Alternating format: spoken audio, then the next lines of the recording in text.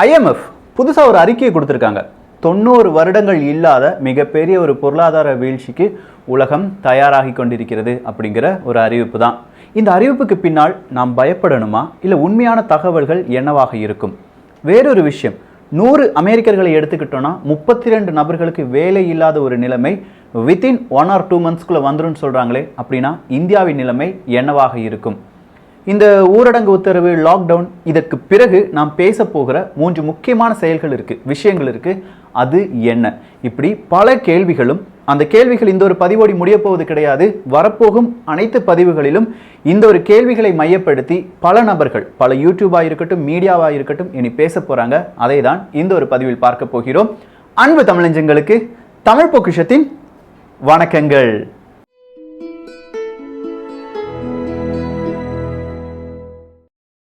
முதல் விஷயம் என்ன அப்படின்னு கேட்டிங்கன்னா, 90 வருடம் இல்லாத அளவுக்கான ஒரு பொருளாதார வீழ்ச்சியை இந்த உலகம் சந்திக்க போகிறது.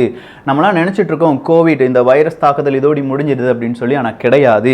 நீங்கள் எல்லாருமே, உலகத்தில் இருக்கும் எல்லாருமே புதிய ஒரு விஷயத்துக்கு தயாராகி கொண்டிருங்கள். இதனால் வரையிலும் உங்களுடைய வாழ்நாளில் அப்படி ஒரு நிலைமையை நீங்கள் எதிர்கொண்டிருக்க மாட்டீர்கள் என்கிற ஒரு விஷயத்தை ஐஎம்எஃப் சொல்லியிருக்காங்க.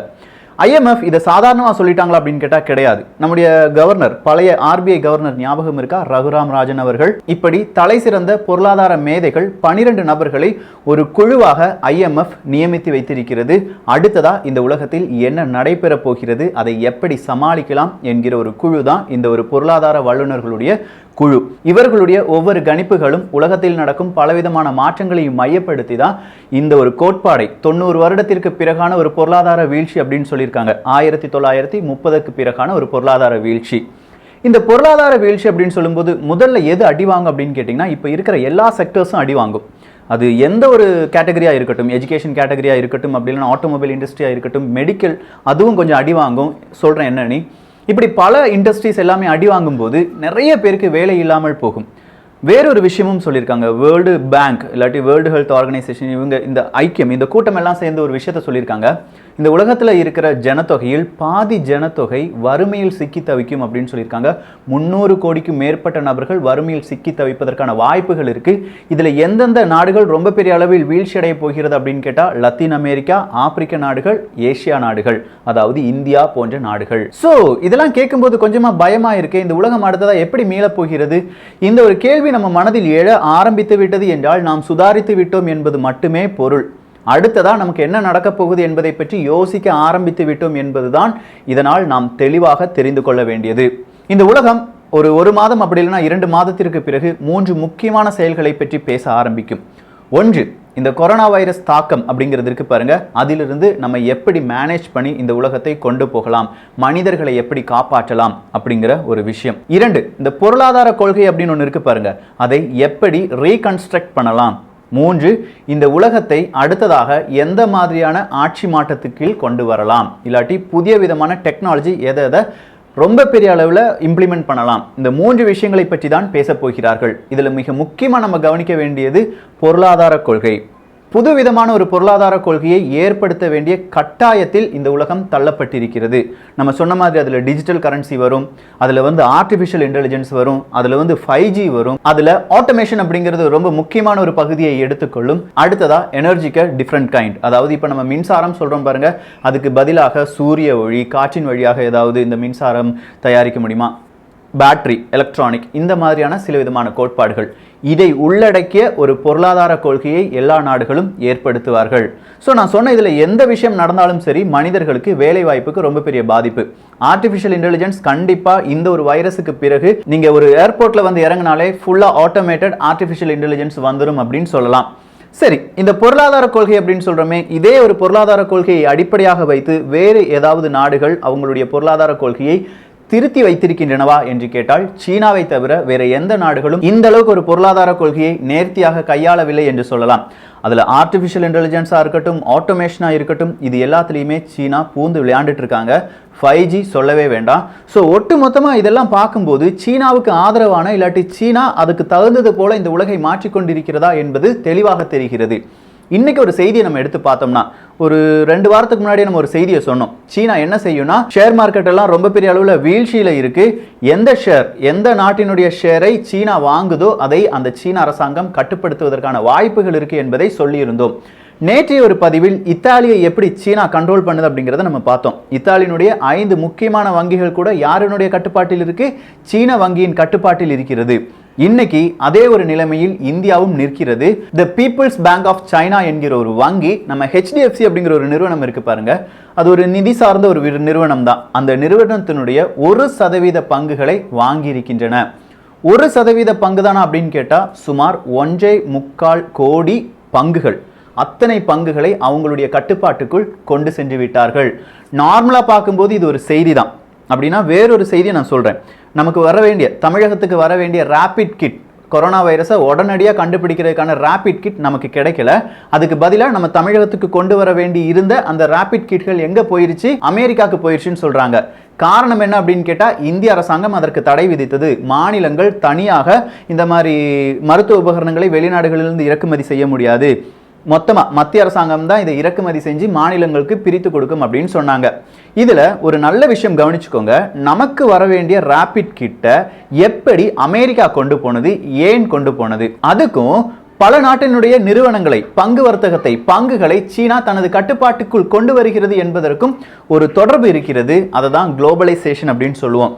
சீனா குளோபலைசேஷன் வழியாக, உலகமயமாக்குதல் அப்படிங்கிற ஒரு வழியாக பல நாடுகளுக்கு பரவி விரிந்து விட்டது. அதில் சில்க் ரோடா இருக்கட்டும், இல்லாட்டி ஹெல்த் சில்க் ரோடா இருக்கட்டும், இது எல்லாத்துலேயுமே இப்போ புதிதாக ஒரு உலகம், இல்லாட்டி இந்த சிஸ்டத்தை ரீகன்ஸ்ட்ரக்ட் பண்ணுறோன்னு சொல்கிறோம்ல, இந்த பொருளாதாரத்தை ரீகன்ஸ்ட்ரக்ட் பண்ணுறோன்னு சொல்கிறோம்ல, அந்த ஒரு பொருளாதாரம் எப்படி ரீகன்ஸ்ட்ரக்ட் ஆக வேண்டுமோ அதன்படி தான் இந்த ஹெல்த் சில்க் ரோடு எல்லாமே இயங்கி கொண்டிருக்கிறது. ஸோ அந்த ஒரு நிலைமையில் இப்போ இத்தாலியினுடைய பங்குகள் நிறைய சீனாவுக்கு போயிடுச்சு. இந்தியாவினுடைய பேங்க்லையும் 1% சீனா வாங்கிட்டாங்க. இது பேங்க்ல மட்டும்தான் சொல்றேன், நமக்கு தெரியாம நிறைய பங்குகளை சீனர்கள் வாங்கியிருப்பதற்கான வாய்ப்புகள் இருக்கு. சீனா இப்போதுதான் இதை செய்கிறதா என்று கேட்டால் கிடையாது. சின்னதா அதுக்கான ப்ரூஃப் நம்ம பார்த்துடலாம். இதே பீப்புள்ஸ் பேங்க் ஆஃப் சீனா என்பது இத்தாலியில் இருக்கிற ஹை ப்ரொஃபைல் கம்பெனிஸ், அதாவது யூரோசோன் டெப்ட் கிரைசிஸ் அப்படிங்கிற ஒரு கிரைசிஸ் நடக்கும்போது அவங்களுடைய எல்லா பங்குகளையும் வாங்கிவிட்டார்கள். முக்கியமான சில பங்குகளை வாங்கிவிட்டார்கள். அதே மாதிரி இத்தாலி, கிரீஸ், ஸ்பெயின் இந்த இடத்துல இருக்கிற நிறைய விதமான கம்பெனி நிறுவனங்களுடைய பங்குகள் சீனாவின் கட்டுப்பாட்டுக்குள் இருக்கிறது.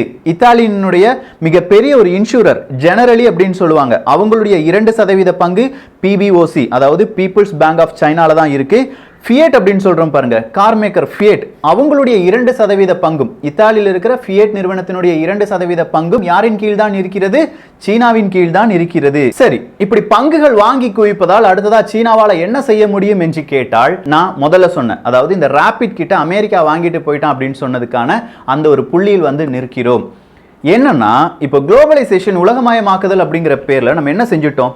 பல நாடுகளையும் நம்பி நம்முடைய பொருளாதாரத்தை விட்டு விட்டோம். இப்போ இந்தியாவை எடுத்துக்கிட்டிங்கன்னா நிறைய விதமான பொருளை நம்ம இறக்குமதி தான் பண்றோம். ஏற்றுமதி அப்படிங்கிறது ரொம்ப குறைவாக இருக்கிறது, இல்ல போதுமான அளவுக்கு கிடையாது. இதே மாதிரி அமெரிக்காவும் என்ன செஞ்சாங்க? நிறைய பொருட்களை இறக்குமதி செய்தால் போதும் அப்படிங்கிற ஒரு மனப்பான்மையிலேயே இருந்தார்கள். ஆனா இன்றைக்கு உலகம் வேறொரு கேள்வியை கேட்கிறது. நீ என்னடா பெரிய உலக வல்லரசுங்கிற, உன் மக்களுக்கு தேவையான மருத்துவ உபகரணங்கள் கூட உன் நாட்டில் இல்லையா என்கிற கேள்வியை அமெரிக்காவை பார்த்து கேட்கிறது. இதற்கான பதில் அமெரிக்கா சொல்வது இல்லை என்பதுதான். தமிழ்நாடுக்கு கிடைக்க வேண்டிய ரேபிட் கிட்ட ரொம்ப விலை கொடுத்து யார் வாங்கியிருக்காங்க? அமெரிக்கா. இது ஒரு பிளாக் மார்க்கெட், இல்லாட்டி ஒரு கள்ளச்சந்தை அப்படின்னு கூட சொல்லலாம்.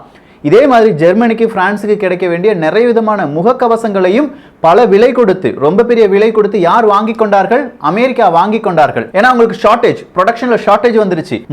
மருந்து சார்ந்த உபகரணங்கள், இதில் கூட ஒரு உலக வல்லரசால் சஸ்டெயின் பண்ணி நிக்க முடியலையா? அப்படின்னா உன்னுடைய பொருளாதார கொள்கை சரியான கொள்கை கிடையாது என்கிற ஒரு கேள்வி, இல்லாட்டி ஒரு விதமான எச்சரிக்கை அமெரிக்காவுக்கு கொடுக்கப்பட்டது. ஸோ இந்த உலகமயமாக்குதல் என்பதுக்கு கொஞ்சமா நம்ம விடுபட்டு வேற மாதிரியான ஒரு பொருளாதார கொள்கையை மேம்படுத்தலாம் என்று உலக நாடுகள் ஒன்றாக ஒரு விதமான யோசனையை செய்யும். அந்த நேரத்தில் சீனாக்காரன் சொல்லுவான், இல்லடா உன்னையால் அதெல்லாம் முடியாது, உன் நாட்டில் இந்த கம்பெனியுடைய ஷேர் 2% என்கிட்ட இருக்கு, இல்லாட்டி 10% இருக்கு, நான் சொல்றதை நீ கேட்டாகணும், என்னுடைய நிறுவனத்தை உன்னுடைய நாட்டில் செயல்படுவதற்கான அனுமதியை தர வேண்டும், அப்படி இல்லை என்றால் நீங்களே அதனுடைய முடிவுகளை தெரிந்து கொள்ளுங்கள் என்கிற விதமான ஒரு தோரணைக்கு சீனாவால் வர முடியும் என்று சொல்கிறார்கள் வல்லுநர்கள். சரி, இப்படிலாம் ஒரு பொருளாதார சுணக்கம் வந்துடும், இல்லாட்டி ரொம்ப பெரிய பாதிப்பு இனிதான் வரப்போகுது அப்படின்னு சொல்றதுக்கான மெயின் ரீசன் என்ன? இந்த ஒரு கேள்வியை நாம் கேட்க வேண்டும். எந்த ஒரு வங்கியும் இதுவரையிலும் உலக நாடுகளில் இருக்கும் எல்லா வங்கிகளையும் நீங்க எடுத்து பார்த்துக்கோங்க.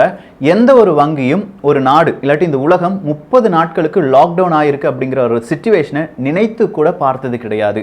அப்படி நினைத்து பார்க்காத ஒரு காரணத்தினால் அடுத்ததா என்ன செய்யணும், எப்படி செய்யணும் அப்படிங்கிற ஒரு பிளான் யார்கிட்டையுமே கிடையாது. இதுதான் உண்மை, யதார்த்தமான உண்மை. ஸோ லாக்டவுன் 30 நாட்களுக்கு மேல் உலக நாடுகளால் கடைபிடிக்கப்பட்டு விட்டது என்றால் இந்த பொருளாதாரத்தை யாராலும் தாங்கி நிறுத்த முடியாது. இது நம்ம என்ன சொல்லணும்னா, ஒரு செயின் இல்லாட்டி ஒரு மெஷின் அப்படின்னு வச்சுக்கோங்களேன். நம்முடைய ஒரு எலக்ட்ரானிக் டிவைஸ் நம்ம வீட்டில் இருக்குன்னா 3 மாதங்களுக்கு மேலே நம்ம அதை சரியாக பயன்படுத்தவில்லை என்றால் அதில் ஏதாவது ஒரு லீக்கேஜ் வந்துடும். ஒன்று பேட்டரி ட்ரைன் ஆகி போயிடும், அப்படி இல்லைன்னா அதில் இருக்கிற சர்க்கியூட் ஏதாவது ஷார்ட் சர்க்கியூட்டாக மாறிடும். இதே மாதிரி தான் நம்முடைய பொருளாதாரமும். இது ஒரு இயந்திரம், அது இயங்கிக் கொண்டே இருக்க வேண்டும். இந்த பொருளாதாரம் அப்படிங்கிறது மேனுஃபேக்சரிங், விற்பனை, இது எல்லாமே ஒரு சைக்கிளாக நடைபெற்று கொண்டே இருக்க வேண்டும். ஒரு மாதம் இல்லாட்டி ஒரு 3 மாதங்கள் இந்த ஒரு சைக்கிள், இந்த ஒரு பொருளாதார சைக்கிள் நடைபெறவில்லை என்றால் இது முழுவதுமாக ஃப்ரீஸா மாறிடும். டோட்டல் ஃப்ரீஸா மாறின ஒரு பொருளாதாரத்தை மறுபடியும் எப்படி ஸ்டார்ட் பண்றது அப்படிங்கிற ஒரு கேள்வி உலக வங்கிகளுக்கும் இல்லாட்டி இந்த உலகத்தில் இருக்கும் பல வங்கிகளுக்கும் ஏற்படும். அந்த ஒரு கேள்விக்கான பதிலை கண்டுபிடிப்பதற்காகத்தான் இப்போது IMF என்கிறதெல்லாம் தனியா குழுவை வைத்து ஆராய்ந்து கொண்டிருக்கிறார்கள். இது இன்னும் கொஞ்சம் டீப்பா நம்ம பார்க்க வேண்டியதா இருக்கு. கண்டிப்பா அடுத்த பதிவில் இதனுடைய பலவிதமான தாக்கங்கள், இந்தியா இதை எப்படி சமாளிக்க போகிறது, உலக நாடுகள் இதை எப்படி சமாளிக்க போகிறது என்பதை குறித்து எல்லாமே தெளிவா பார்க்கலாம். இன்னொரு கொசுறு செய்தி சொல்லிட்டு போயிட்டுமா, அமெரிக்கா இவ்வளோ ரணகாலத்திலையும் நம்ம டொனால்டு ட்ரம்ப் அவர்கள் ஒரு சைன் போட்டிருக்கார். மூன், நிலவில் இருக்கிற தண்ணீர், காற்று இல்லாட்டி அங்கே இருக்கிற உலோகங்கள் எல்லாம் அமெரிக்காவுக்கு தான் சொந்தம், அதை அமெரிக்கர்களே மைன் பண்ணி எடுத்துக்கோங்க, சுரங்கமாக அதை தோண்டி எடுத்துக்கோங்க அப்படிங்கிற மாதிரியான ஒரு கையெழுத்து தான். இதை பற்றியும் தமிழ் பொக்ஷம் சார்பாக வேறொரு பதிவில் பார்த்து விடலாம்.